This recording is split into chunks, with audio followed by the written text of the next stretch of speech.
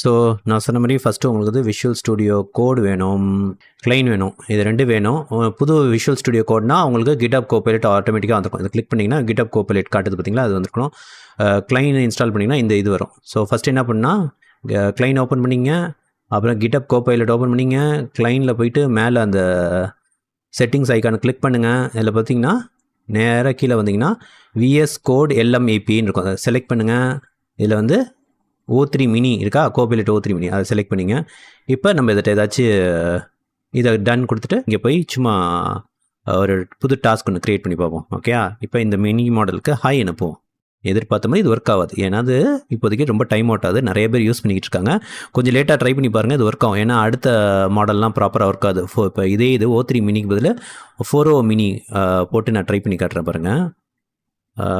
Hi வந்துடுச்சா? என்ன hi இல்லாமல் ஒரு ப்ரோக்ராமிங் டெவலப்மெண்ட் நினைக்கிறீங்க?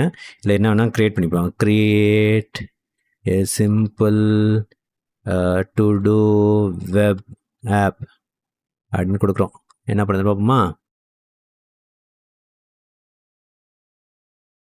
Okay, simple to do application. இது மாதிரி நீங்கள் ஏதாவது வேணால் ட்ரை பண்ணி பாருங்கள்.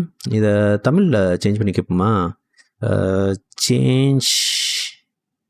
Change the labels to Tamil.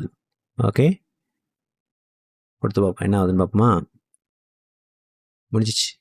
Today பட்டியல், புதிய டுடே சேர்க்க. ஹாய், ஹலோ, சும்மா சாம்பிள். இது மாதிரி நீங்கள் ஏதாச்சும் ட்ரை பண்ணி பாருங்கள், ஒர்க் ஆகும். எஸ், இப்போதைக்கு 3O மினி வந்து ரொம்ப பிஸியாக இருக்குது. கொஞ்சம் லேட்டாக ட்ரை பண்ணி பார்ப்போம். ஓகே, பாய்.